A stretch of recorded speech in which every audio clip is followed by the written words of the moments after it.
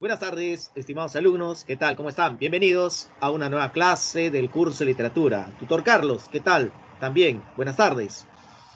Jóvenes, antes de iniciar la exposición de la presente clase, quisiera consultar con ustedes y quisiera que me confirmen cómo se me está escuchando. ¿Hay problemas de audio? ¿Se me está escuchando bien? Quisiera, por favor, que me confirmen ello.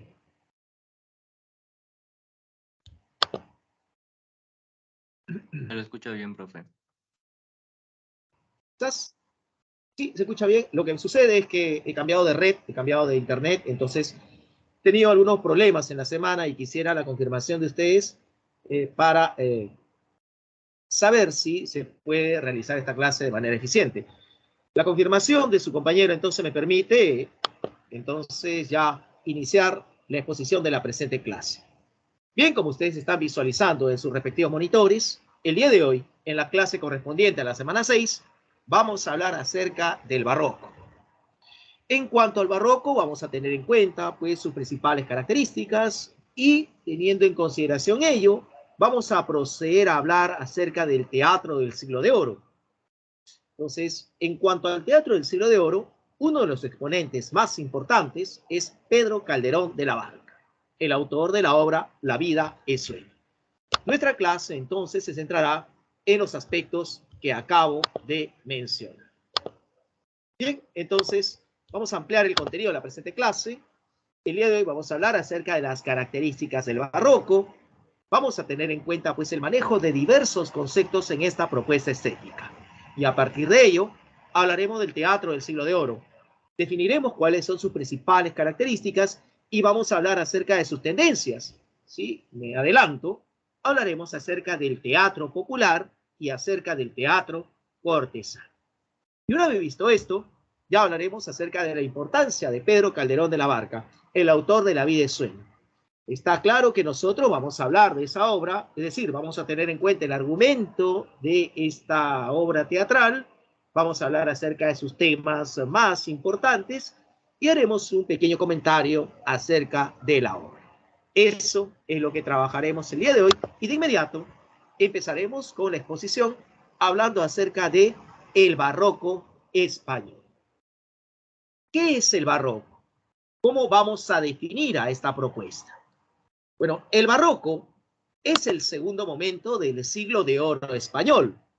Recordemos entonces que el siglo de oro se definía como una etapa de gran auge, de gran esplendor cultural y literario, constituido por dos momentos sucesivos.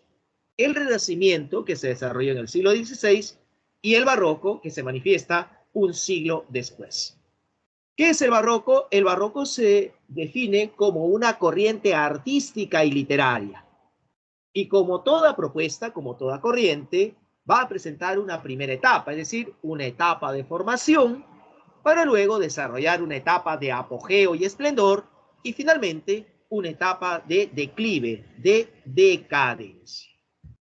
Como estamos definiendo al barroco como una corriente artística y literaria desarrollada en el siglo XVII, entonces se ha de expresar a través de diversas manifestaciones del arte, como lo es la arquitectura, la pintura, la escultura, la música, y como hemos definido el barroco también como una corriente, además de artística, literaria, se ha de expresar a través de la novela, la poesía y el teatro, o sea, expresiones literarias. En ese sentido, entonces, vamos a tener en cuenta las diversas características del barroco. Y entre esas características podríamos afirmar de que el barroco se caracteriza por su complejidad.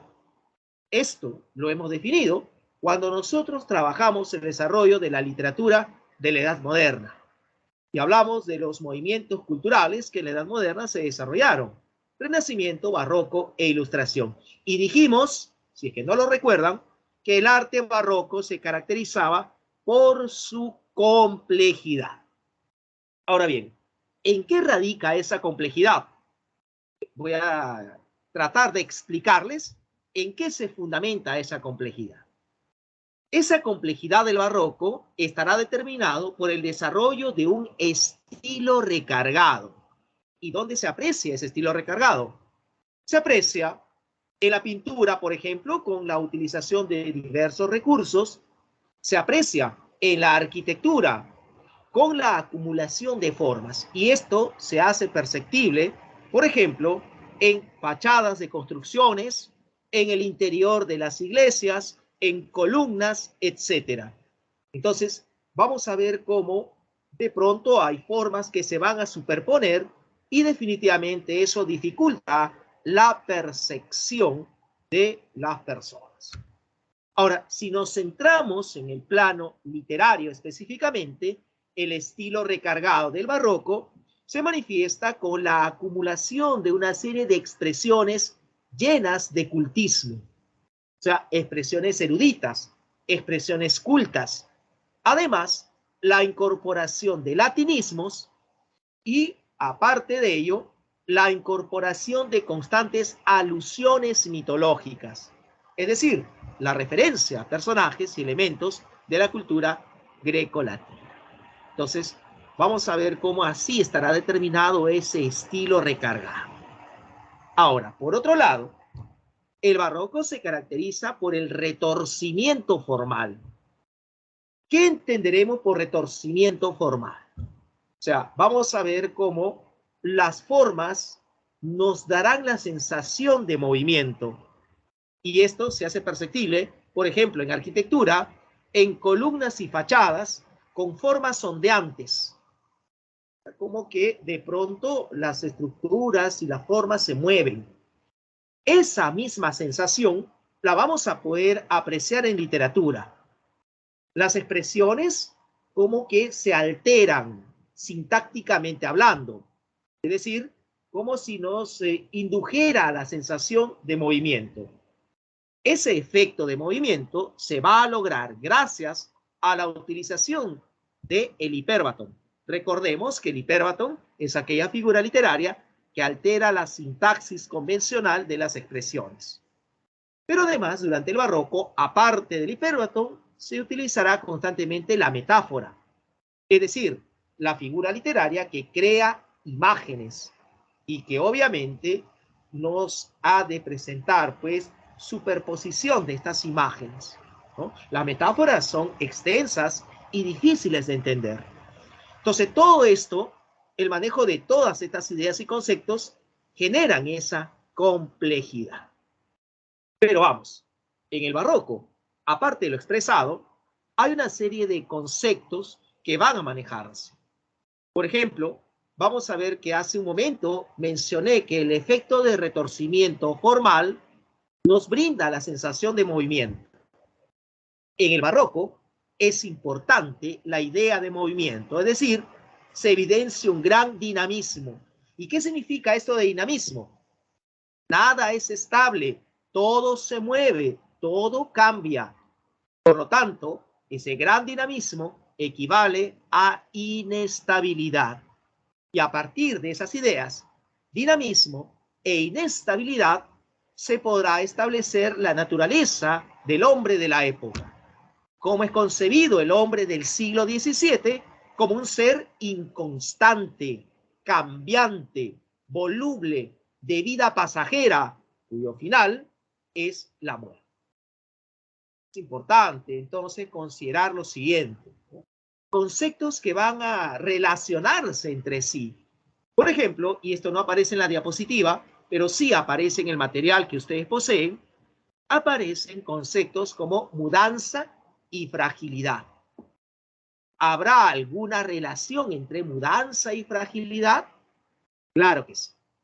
Miren, vamos a ver cómo mudanza implica cambio, mientras que fragilidad implica inestabilidad. Cambio e inestabilidad, ¿no? Conceptos que se van a corresponder. Y esos conceptos, mudanza y fragilidad, se van a relacionar con la dicotomía de conceptos vida y muerte. La vida termina con la muerte. Por lo tanto, eso implica un cambio de un estadio a otro. La mudanza de un estado, la vida, a otro estado, la muerte. Mudanza. Y fragilidad. Claro, la fragilidad de la vida determina la muerte. La vida es pasajera, la vida es efímera, como se había mencionado hace un momento. Entonces, vamos a tener en cuenta esos detalles en torno, pues, al barroco. Ahora, si hablamos de vida, miren cómo la vida durante el barroco ha de ser entendida como una representación. Entonces, ¿cómo vamos a explicar esto? Sucede entonces que la vida será concebida como una inmensa, como una gran obra teatral en la cual cada uno de nosotros asumirá un rol determinado. Entonces, por eso la vida es una representación. Evidentemente, en el desarrollo del barroco hay otras características que vamos a tener en cuenta. Por ejemplo, hay otra dicotomía de conceptos, realidad y ficción. ¿Qué pasa con ambos conceptos? Lo que sucede es que hay una confusión. No se puede establecer los límites precisos entre lo que es real y lo que es ficcional. No hay distinción entre realidad y confusión, lo que conlleva a esa confusión.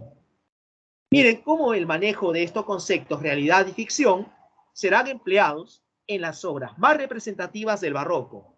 Una de ellas es una novela que hace referencia a un hidalgo quien de tanto leer libros de caballería empieza a distorsionar la realidad y confunde, pues, la realidad objetiva con la fantasía que él cree percibir. Estamos hablando, pues, del ingenioso hidalgo Don Quijote de la Mancha, y en esa novela vamos a encontrarnos con de pronto esta confusión entre realidad y ficción. Miren cómo el manejo de estos conceptos, realidad y ficción, también se hará perceptible en otra obra representativa del barroco, como es el caso de La vida es sueño. En La vida es sueño, vamos a apreciar cómo el protagonista llamado Segismundo, quien ha tenido la oportunidad de ser probado en la corte por su padre, experimenta una serie de situaciones. Pero luego su padre, el rey Basilio, decide retornarlo a la torre donde él había crecido. Y cuando él despierta, después de haber sido narcotizado en esa torre, él no sabe a ciencia cierta qué es lo que ha experimentado anteriormente, si ha sido verdad o ha sido un sueño, o sea, si ha sido realidad o ha sido una ficción, su experiencia previa. Entonces, no hay distinción entre realidad y ficción. Y ya para finalizar estas características del barroco, podría mencionar el manejo, el uso, el empleo de contrastes. Es decir, conceptos opuestos que aparecen vinculados. Entre ellos, por ejemplo, ser, parecer, locura, cordura, vida, muerte, realidad y ficción, hombre libre, hombre en cautiverio, etc. Muy bien, entonces estas son las características del barroco. Y el barroco, como corriente literaria, se ha de manifestar a través de la novela, les mencioné, y eso lo trabajaremos en la siguiente clase cuando hablemos del Quijote, se ha de manifestar en el teatro, y vamos a hablar del teatro del siglo de oro a continuación, y se ha de manifestar a través de la poesía. Menciono la poesía y la enfatizo, ya que en la literatura española del siglo XVII se van a desarrollar dos escuelas totalmente opuestas. Por un lado, aparece el culteranismo, cuyo representante es Luis de Góngora y Argote, y aparece, por otro lado, el conceptismo, cuyo representante es Francisco de Quevedo y Villegas. Bien, entonces dejamos de lado las características del barroco y a continuación hablemos acerca del teatro del siglo de oro. En cuanto a este teatro del siglo de oro, vamos a considerar quiénes son sus más destacados representantes. Entre esos representantes, por ejemplo, podríamos mencionar a aquel escritor que fue conocido con el apelativo de el Fénix de los Ingenios. Díganme ustedes, ya que conocen y tienen información previa, ¿a qué escritor se le llamó el Fénix de los Ingenios?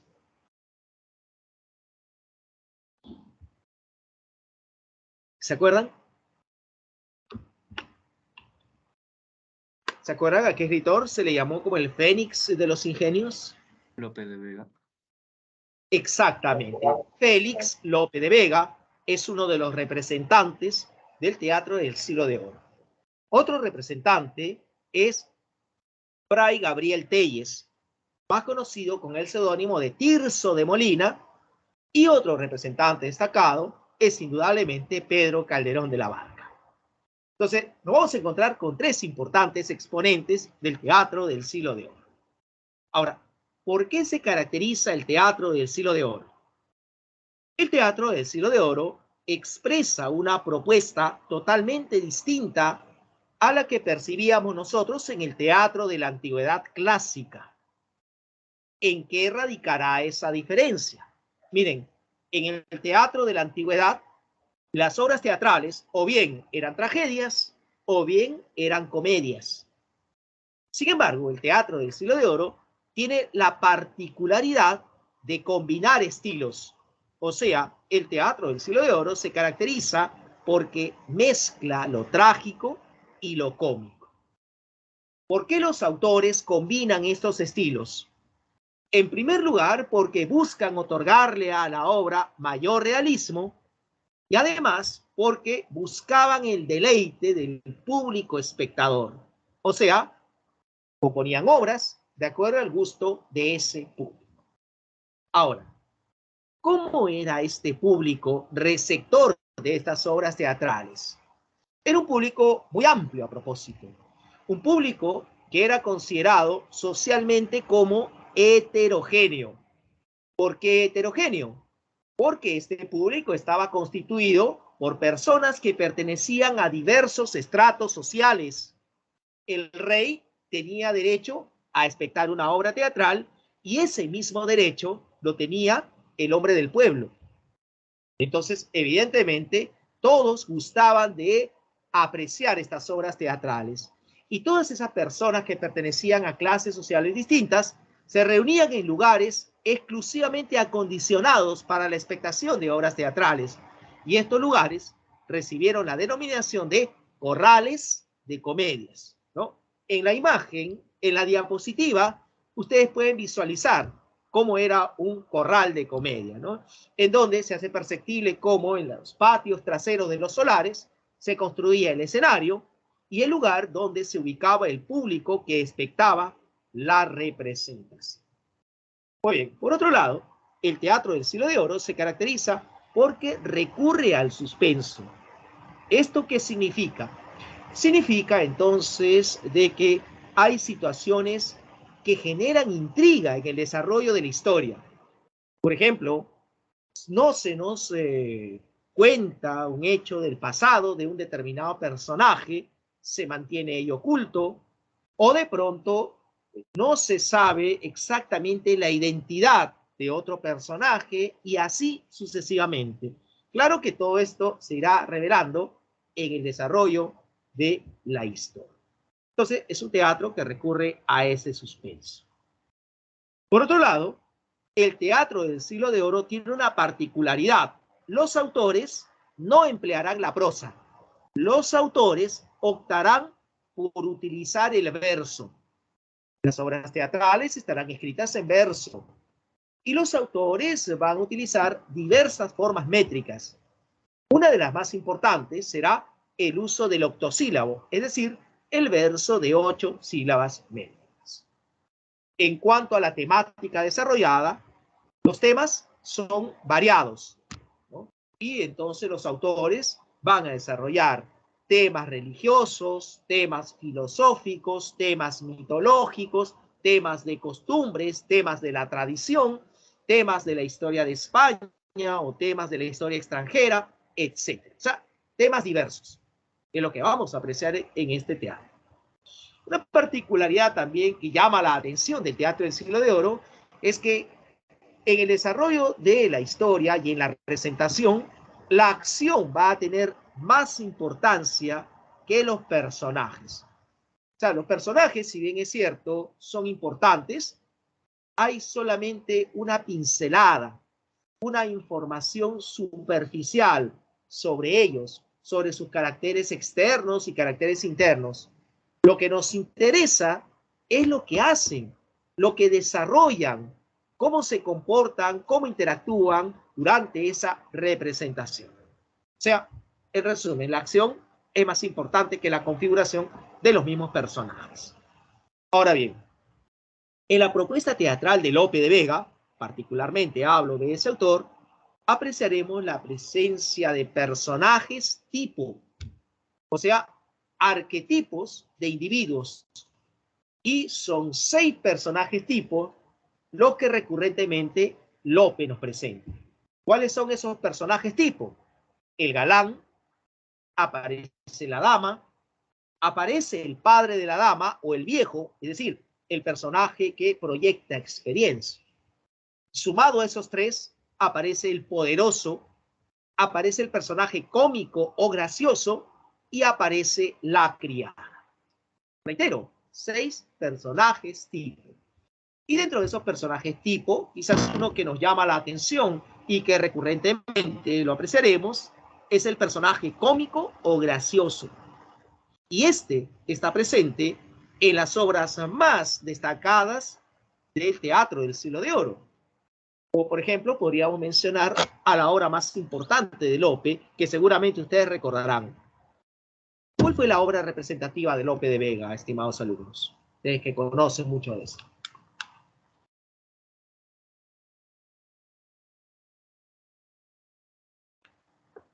¿Alguna idea? ¿Cuál fue la obra más importante, más representativa de Lope de Vega?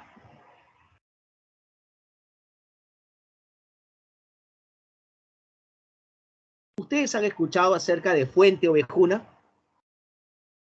Quisiera que me confirmen ello. ¿Han escuchado acerca de Fuente Ovejuna? ¿Sí? Profe, más o menos. Más o menos, ¿no?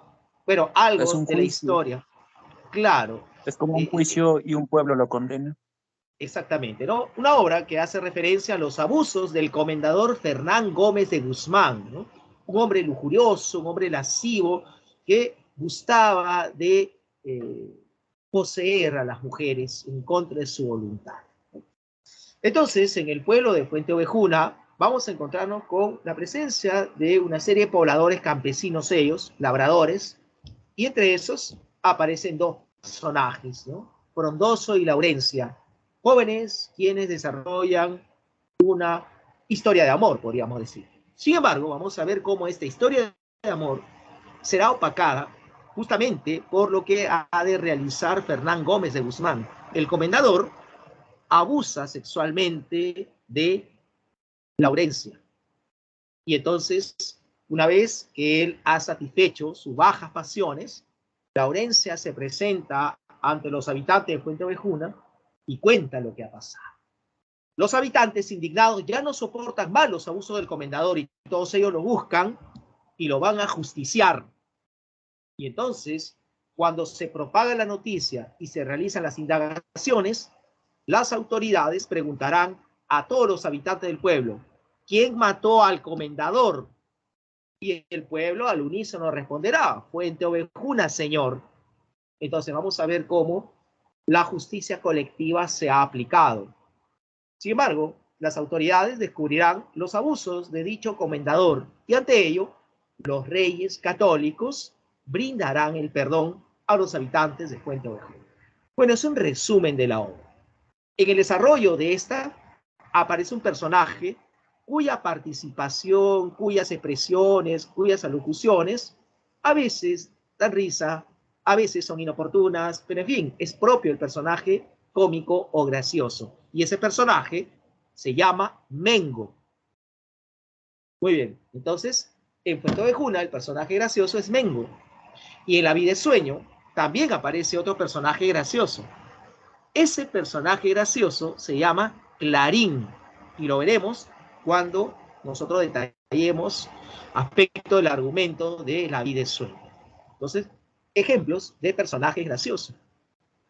Como ese es el caso de Piquichaqui en Ollantay. Profe, pero ¿por qué usted habla de Ollantay? Se preguntarán. Lo que sucede es que durante la colonia, el fenómeno conocido como teatro quechua colonial consistía en la composición de obras teatrales en quechua, pero que poseían las características del teatro del Siglo de Oro. Estaba escrito en verso, mezclaba lo trágico y lo cómico, etc. Entonces, en Ollantay también hay un personaje gracioso y este se llama Piquichaqui. Entonces son ejemplos de personajes cómicos. ¿no? Mengo, Clarín, Ichaki, etc. Bien, entonces dicho esto, hablamos a continuación acerca de las tendencias del teatro del siglo de oro. En el desarrollo de este teatro hay dos tendencias claramente marcadas. Por un lado, vamos a encontrarnos con el desarrollo de un teatro popular, o sea, un teatro que se identifica con el pueblo, cuyo representante máximo es Félix Lope de Vega, y por otro lado aparece un teatro cortesano. Este teatro de tendencia cortesana tendrá como máximo exponente a Pedro Calderón de la Barca. ¿Por qué teatro cortesano? Porque se trata de un teatro que se identifica con la corte. Por lo tanto, exalta a la corte, exalta a la clase dominante. ¿Y quiénes integran la corte? Personas con títulos nobiliarios. El rey, el príncipe, un duque, un conde, un marqués, etcétera, ¿no? Entonces, vamos a ver cómo esas son las dos tendencias del teatro del siglo de oro. El teatro popular de Lope se caracteriza por plantear el concepto de nacionalismo, es decir, procura otorgarle gran importancia a lo español, es decir, pone énfasis en la historia de España, en las costumbres de España, en las tradiciones hispanas, etc. O sea, destaca lo propio, nacionalismo. Otro aspecto que caracteriza al teatro popular de Lope es su riqueza inventiva. Es decir, si bien es cierto, en muchas de sus obras, Lope se sustenta en acontecimientos históricos y reales, la genialidad de este autor le permite construir personajes sobre esos referentes históricos. Le permite al mismo tiempo inventar situaciones y conflictos imaginarios. Entonces, ahí radica esa riqueza inventiva. Popularidad es otra de las características. Y en cuanto a esta, es lo que ya dijimos, la identificación con el pueblo, con la clase popular. Si no, pongámonos a pensar, en Fuente Ovejuna, ¿quiénes son los personajes principales? ¿Serán los reyes católicos? ¿Será acaso gente que pertenece a la corte? ¿O los personajes principales son Frondoso y Laurencia, que son labradores? Esto último es verdad. Entonces, sí, pues, hay una identificación con el pueblo. Y finalmente, vamos a ver cómo el teatro popular plantea el desarrollo de temas históricos, temas hispanos en realidad, ¿no? Provenientes de la leyenda o de la historia de España, preferentemente. Esas son las características de este teatro de tendencia popular. Por otro lado, el teatro de tendencia cortesana de Calderón se caracteriza porque nos ofrece un mayor lirismo. Es decir, es un teatro que no presenta un lenguaje poético, el cual expresa grandes emociones y sentimientos. O sea, es un teatro muy, para hacerlo, para decirlo de mejor manera, es un teatro muy emotivo, muy intenso, mayor lirismo. Por otro lado, vamos a ver cómo este teatro de tendencia cortesana se caracteriza por su perfección formal y técnica. Es decir, Calderón emplea una serie de recursos diversos para otorgarnos una obra de gran calidad, como es el caso del trabajo exhaustivo en el lenguaje. El lenguaje, estéticamente hablando, es refinado, es elegante, es muy bien trabajado. Otro aspecto que caracteriza a este teatro cortesano es la tendencia a la idealización y la alegoría. Es decir, vamos a ver cómo busca Calderón brindarnos una imagen ideal, idónea, de personajes o de determinados conceptos. Y esa tendencia a la alegoría se sustenta en el manejo de símbolos. A través de esos símbolos, Calderón busca brindarnos una serie de ideas y conceptos. Justamente esto último tiene que ver con el desarrollo de temas filosóficos y reflexivos, que es otra de las características. Miren, el teatro de Calderón no solamente desarrolla una historia, no tiene solamente ese fin, sino que al presentarnos la historia, también el autor nos brinda una serie de ideas y conceptos que tienden a ser analizados, que nos dejan pensando. Entonces, eso es lo que vamos a tener en cuenta como características del teatro cortesano. Para finalizar, ese teatro de tendencia popular se desarrolla básicamente en el primer momento del siglo de oro, es decir, es más de tendencia renacentista, mientras que el teatro cortesano es más de tendencia barroca. Por eso aquí nosotros vamos a destacar la importancia de este autor, Pedro Calderón de la Barca, autor español, nacido en el año 1600 en Madrid, es considerado el máximo representante del teatro barroco de tendencia cortesana del siglo de oro y uno de los más importantes de la Contrarreforma. Calderón es considerado también un autor bastante prolífico. A él se le atribuye la autoría de unas 120 comedias, siendo una de las más representativas, La vida es sueño. Pero ojo aquí al detalle, el término comedia hacía referencia a toda obra teatral desarrollada en la época. Y es que como las obras mezclaban lo trágico y lo cómico, había una gran dificultad para establecer su verdadera especie. Por lo tanto, se creyó conveniente emplear el término comedia, término general, para denominar a esas obras teatrales. Bajo esa perspectiva, entonces, vamos a poder apreciar cómo Calderón es considerado el autor de 120 comedias, entre las cuales aparece La vida es sueño. La vida es sueño, El alcalde de Salamea, El mayor monstruo de los celos, El príncipe constante, El médico de su honra, entre otros. Pero el teatro de Calderón no solamente está constituido por comedias, también encontraremos autos sacramentales. ¿Y qué son los autos sacramentales? Son piezas teatrales de carácter religioso y filosófico, siendo aquí la obra representativa el gran teatro del mundo.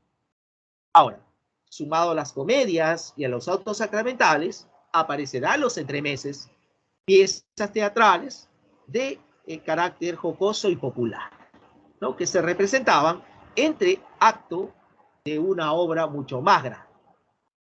Entonces, eso es lo más importante del teatro que nos ha ofrecido Calderón. Ahora bien, centremos nuestra atención en La vida es sueño, una obra que data del año 1635.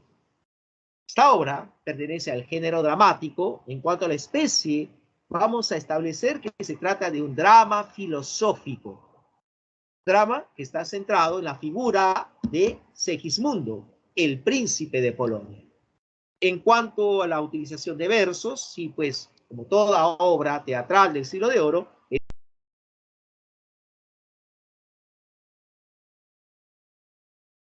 rima consonante o perfecta, ya lo hemos apreciado también. En cuanto a la estructura de la obra, esta está constituida por 3 partes, para ser exactos, 3 jornadas.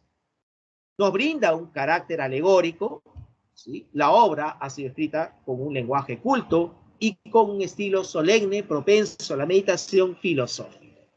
En cuanto a rasgos socioculturales, la obra está ambientada en Polonia, es decir, no se nos muestra un contexto español, sino un contexto en el extranjero. Y los personajes son nobles, pertenecen a la corte, como es propio de la producción teatral de Calderón.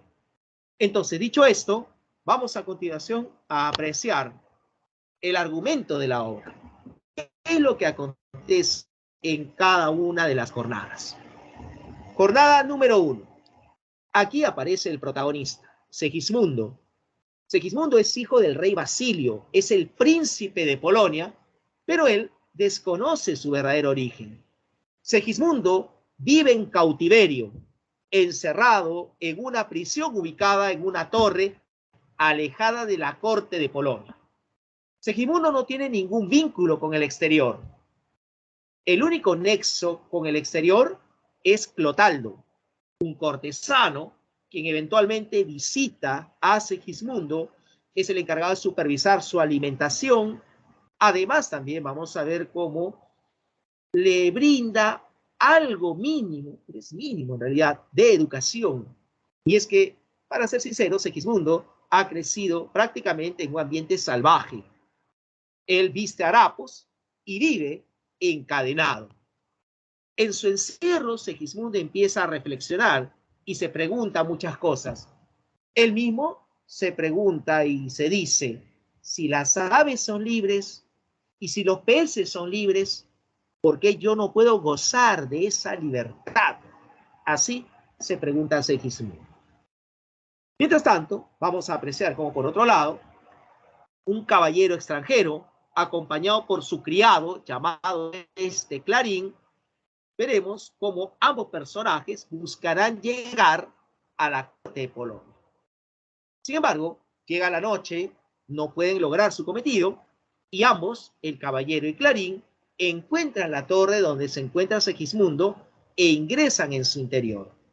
Ya dentro, tanto el caballero como Clarín escuchan los lamentos y quejidos de Segismundo, y son quejidos pues tan intensos que este caballero y Clarín se van a compadecer de lo que le pasa a ese hombre.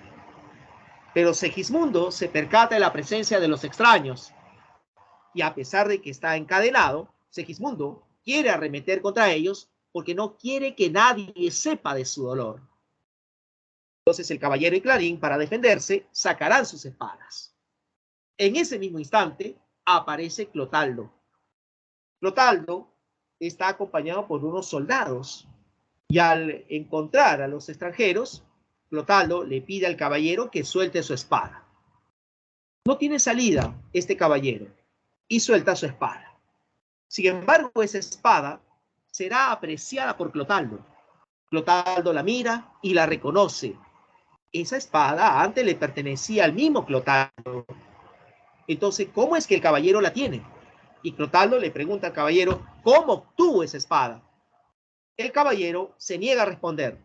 Lo único que le dice a Clotaldo es lo siguiente: aquella persona que me entregó esa espada me recomendó que cuando yo llegue a la corte de Polonia, la muestre a los cortesanos para recibir el apoyo de alguno de ellos. Al escuchar esas palabras, entonces Clotaldo recuerda que años atrás tuvo un amorío con una mujer y a esa mujer le entregó esa espada y le dijo esas palabras. Entonces, Clotaldo llega a la conclusión de que muy posiblemente ese caballero sea su hijo. Y aquí entra en un conflicto Clotaldo. Clotaldo no sabe qué hacer en ese momento, debido a que la orden de Basilio es de eliminar a todo aquel que supiera la existencia de Segismundo. Pero ese caballero puede ser su hijo. Entonces, ¿cómo lo va a eliminar? ¿Cómo lo va a matar? Entonces, ahí está el conflicto que se le presenta a Clotaldo. Y como no sabe qué hacer, Clotaldo tomará como prisioneros al caballero y a Clarín y los conducirá a la corte para que el rey decida. Mientras tanto, ¿qué es lo que acontece en la corte? En la corte de Polonia, el rey Basilio está rodeado por sus leales cortesanos y entre ellos están sus sobrinos. Está la hermosa Estrella, está Astolfo, el duque de Moscovia. Sucede que en la corte se cree que el rey nunca llegó a tener hijo alguno y por lo tanto se preguntan los cortesanos quién heredará el trono. Y por eso es que Astolfo y Estrella conversan entre sí. Astolfo le dice a Estrella: querida prima, tú tienes derecho a heredar el trono porque tú eres la hija de la hermana mayor del rey. Y sin embargo, yo también tengo derechos. Si bien es cierto, yo soy el hijo de la hermana menor, sucede que Polonia requiere un varón, un rey, es una sociedad patriarcal. Entonces, para heredar el trono tendríamos que pelearnos. ¿Pero por qué hacer esto? Mejor evitemos las luchas. ¿Por qué no nos casamos tú y yo? Y así los dos heredamos el trono. Entonces, esa propuesta que le ha hecho Astolfo Estrella el duque de Moscovia se lo comunica al rey. Recordemos, considerando que hay la creencia de que Basilio nunca tuvo hijos. Entonces Basilio le dice a su sobrino, Astolfo, en eso te equivocas. Y el rey está dispuesto a contar el secreto a todos. Han de saber aquí, cortesanos presentes, que yo, años atrás, sí tuve un hijo. Y lo llamé Segismundo. Segismundo, este hijo mío, pues fue consultado a través de los astros sobre su destino. Y yo pregunté a los astros y los astros determinaron en que esa criatura iba a causar grandes males y me iba a humillar. Entonces, sí, esto se confirmó, puesto que cuando nació provocó el desangrado en su madre y su madre murió. Entonces sí, pues era una criatura que causaba el mal. Temiendo todos esos pronósticos, determiné que mi hijo crezca en una torre aislada.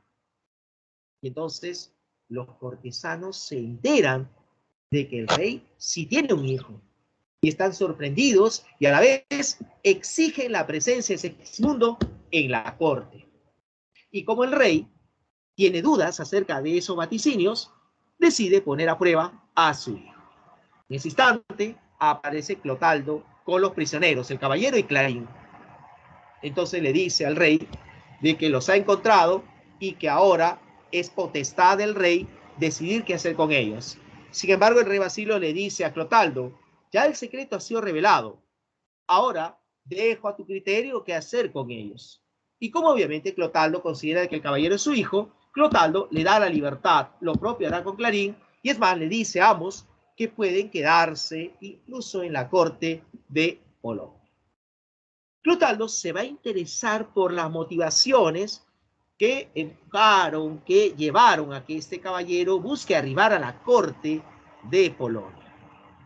Entonces vamos a ver cómo el caballero le responde a Clotaldo y le dice, lo que sucede es que quería llegar de inmediato a la corte de Polonia porque me había enterado de que Astolfo se encontraba allí. Y ese duque, Astolfo, tiempo atrás había cometido una afrenta conmigo. Me hizo una promesa, jamás lo cumplió, y ahora me he enterado que estaba aquí y que incluso ha pedido la mano de Estrella. Clotaldo, ante esa respuesta, se muestra muy extrañado, porque lo que está apreciando es el interés de un caballero por Astolfo, el interés de un hombre por otro hombre.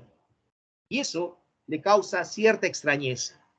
El caballero, para disipar esas dudas, le dice a Clotaldo, mira, juzga por ti mismo.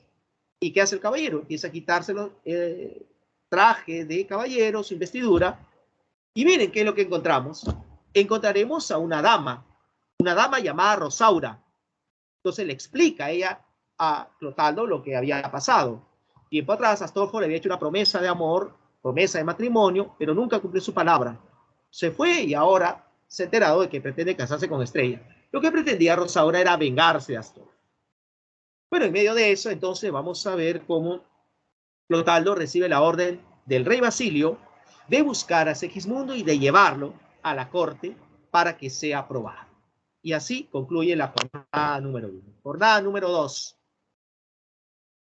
En la jornada número 2, miren el monólogo de Segismundo, él se está quejando acerca de su suerte. Muy bien, en la jornada número 2, Clotaldo cumple la orden de Basilio. Entonces, Clotaldo ha ido a la torre, ha ordenado que narcoticen a Segismundo y Segismundo es llevado a la corte para que sea aprobado. Se le quitan los harapos, se le viste cual príncipe, elegante él, pero aún no despierta. Mientras tanto, un desesperado Clarín le cuenta a Clotaldo que Rosaura se ha hecho pasar por dama de Estrella y se hace llamar Astrea, con la finalidad de estar cerca de Astolfo y de reclamarle la afrenta hecha tiempo atrás. Como así sucederá, pues. Pero vamos a centrarnos en Segismundo. Segismundo reacciona y despierta y se encuentra en medio de la corte. Válgame, ¿qué es esto? Yo vistiendo estas ropas tan elegantes, pero ¿qué es esto? ¿Esto es verdad? ¿Esto es un sueño? Bueno, si es un sueño, lo diré al máximo, dice Segismundo. Frente a él está Clotaldo. Clotaldo, quien era muy autoritario durante sus visitas en la torre, ahora se muestra sumiso ante Segismundo. Príncipe, disponga lo que desees. Segismundo le dice, pero ¿por qué me dices príncipe? ¿Por qué de pronto te refieres a mí de esa manera? Y Clotaldo le dice, porque has de saber que tú eres el príncipe de Polonia, tú eres el hijo del rey Basilio. Y le cuenta lo del pasado, ¿no? Los temores del padre, los vaticinios, en fin. Y entonces al revelarse esa verdad, Segismundo estará muy molesto porque siente que sus derechos han sido atropellados, no se le ha respetado a él, ni su investidura. Y por lo tanto Segismundo empieza a gritar, a vociferar, a despotricar de su padre, está muy molesto, está muy indignado, dice que no se ha respetado su derecho a la libertad, etc. Sin embargo, deja de lado esa molestia cuando encuentra entre la gente a la hermosa estrella y pretende enamorarla. Se acerca con esa intención, pero ahí tendrá un altercado con un criado, quien le dice, le advierte de que ella es la prometida de Astolfo y de que si no la deja en paz habrán problemas. Tanto será este altercado que Segismundo le dice a este, mira, déjame tranquilo, si no yo voy por ese lado, encuentro una ventana y te arrojo por allí. Y el criado no quería quedarse atrás. Hay un intercambio de palabras con Segismundo y un Segismundo que actúa como un salvaje, coge a este criado, lo levanta en peso, lo lleva hasta una puerta que conducía a un balcón y luego regresa Segismundo sin el criado. Y los cortesanos que iban detrás de él le preguntan, ¿y el criado? Lo acabo de arrojar por el balcón, debe estar cayéndose al mar, dice Segismundo. Y sigue desaforado Segismundo hablando mal de su padre, gritando, reclamando, pero de pronto encuentra la presencia de otra hermosa muchacha, que en este caso es Rosaura, y la reconoce a pesar de que viste de manera distinta. Recuerda el primer encuentro acaecido en la torre. Sin embargo, como Segismundo tenía cierta intencionalidad con ella, para defenderla aparece su padre, Clotaldo, y eso molesta más a Segismundo. Segismundo quiere agredir a Clotaldo, pero se lo impide a Astolfo. O sea, los primos están frente a frente y están prontos a desenvainar sus espadas para luchar. Todo eso será atestiguado por Basilio. Y al ver estas acciones, Basilio confirma de que los vaticinios eran ciertos. Sí, se está comportando salvajemente, está humillando mi imagen como rey, así que Basilio determina lo siguiente, que Segismundo, su hijo, sea regresado a la torre donde creció y que el futuro heredero del trono sea Astolfo, el duque de Moscovia. Entonces, así es como termina la jornada 2. Entonces aquí se aprecia pues ese conocido monólogo de Segismundo, que es la vida un frenesí, que es la vida una ilusión, una sombra, una ficción, y el mayor bien es pequeño, que toda la vida es sueño y los sueños, sueños son. Sigamos, jornada 3. En su celda, en la torre, Segismundo despierta después de haber sido nuevamente narcotizado. Está vistiendo harapos otra vez, aparece encadenado y frente a él está Clotaldo. Y Segismundo le pregunta a Clotaldo, y la experiencia que tuve hace un momento, la experiencia que tuve en la corte, y Clotaldo le dice, como para confundirlo, ¿qué experiencia? ¿De qué corte hablas? Tú nunca has salido de aquí. Y Segismundo duda acerca de la experiencia que ha tenido anteriormente. En la misma torre, pero en otra celda, está encerrado Clarín. A Clarín lo han encerrado porque sabe los secretos de los cortesanos, como es el caso de Clotaldo y de Rosaura. Ahora, por otro lado, el pueblo, al enterarse de la decisión del rey, muestra su inconformidad. El pueblo no quiere que un extranjero sea el futuro heredero del trono, y el pueblo se rebela. El pueblo sabe la existencia de un príncipe. El pueblo sabe que este se llama Segismundo y que está encerrado en una torre. Pero el pueblo no conoce a dicho príncipe. El pueblo se rebela y esos rebeldes llegan a esa torre y tras vencer a los guardias, buscan en el interior al príncipe Segismundo. Príncipe, hemos venido a liberarte, príncipe. Entonces, en su celda, Clarín escucha que están buscando liberar a Segismundo. Y Clarín dice, voy a aprovechar esta situación, libérenme, libérenme. Y los rebeldes liberan a Clarín, pero se equivocan y piensan que él es Segismundo. Y lo llevan en hombros, lo nombran su líder. Vamos, príncipe, hay que luchar contra el rey. Sí, sí, vamos, decía Clarín, pero no decía nada de que se había equivocado. Entonces, como están vociferando el nombre de Segismundo, ¡viva el príncipe Segismundo! ¡Sí, viva! Segismundo en su celda escucha que lo nombran y este grita y dice, ¿quién me está llamando? Y todos los rebeldes se detienen y le quedan mirando con furia, con cólera, a Clarín. Oye, ¿tú no dijiste que eras el príncipe? No, yo dije libérenme. Y entonces los rebeldes liberan a Segismundo y este ahora sí lidera a todos ellos. Y esos rebeldes lucharán contra la tropa del rey Basilio. Al rey se le recomendó huir, pero el rey decide afrontar la situación. Mientras tanto, Clarín se reencuentra en medio de la trifulca con Rosaura, pero de pronto una bala perdida impacta y esta termina matando. Finalmente, los rebeldes triunfan y veremos cómo Segismundo llega al poder. Está en el poder por segunda ocasión y sin embargo, lejos de mostrarse como la primera vez, ahora encontraremos un Segismundo que actuará totalmente distinto, aplicando su sabiduría y su prudencia. Frente a él está su progenitor, pero lejos de vengarse o lejos de criticarlo, Segismundo entiende la situación y le otorga el perdón al rey Basilio, su padre. Pero también toma otras acciones. Llama a Astolfo, su primo, y le dice: Astolfo, cumple tu palabra, le prometiste matrimonio a Rosaura, cumple tu palabra, cásate con ella. Astolfo no quiere porque dice que Rosaura no pertenece a su clase social, y Clotaldo le dice: te equivocas, ella es mi hija. Astolfo le dice: es tu hija, entonces sí me caso. Muy bien, excelente, muy bien. Y luego Segismundo se dirige a Estrella y le dice: querida prima Estrella, yo sé que tú tenías un gran deseo de casar. No lo podrás hacer con Astolfo, ya sabemos por qué, pero no te preocupes, aquí estoy yo. Así que tú y yo nos casemos. Al feliz, y como todos tienen recompensa, aparece el soldado que liberó a Segismundo y dice: príncipe, y para mí, ¿quién eres tú? Le dice: yo soy el que te liberó. Ah, tú me liberaste. Entonces tú propiciaste toda esta rebelión. Claro, yo fui. Dime, ¿qué me vas a regalar, príncipe? Considerando tus acciones, yo creo que tú eres merecedor a la torre donde yo crecí encerrado. ¿Torre? ¿Y para qué? Para que vivas encerrado el resto de tu vida. ¿Pero por qué? Porque tú te has levantado contra tu rey. Y ese es un acto de traición. Tú jamás debes hacer ello. Y entonces, ante tal decisión de Segismundo, los cortesanos van a aplaudir. Todos serán felices, menos ese soldado. Y así es como termina entonces la vida es sueño.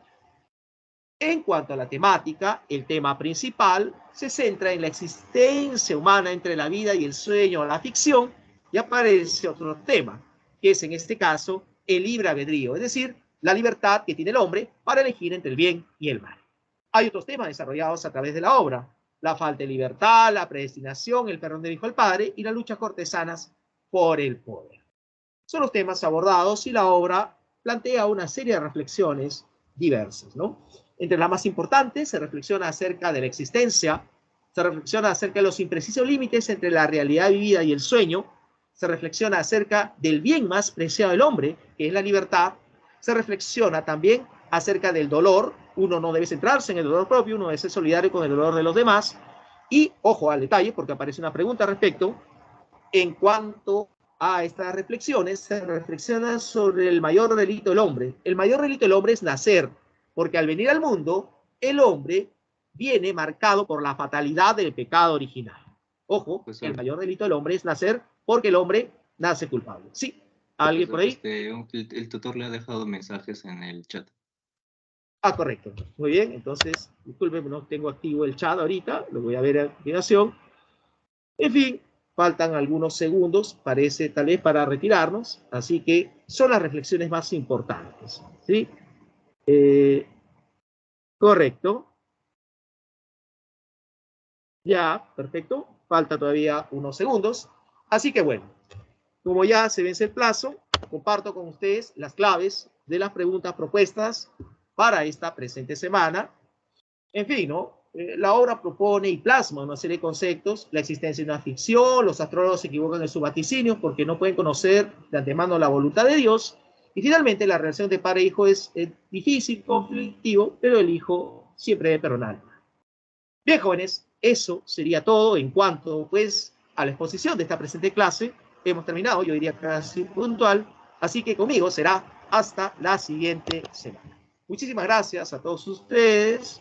Igual iba a terminar en este momento. Bien, gracias a todos. Cuídense bastante. Nos estamos viendo la siguiente semana.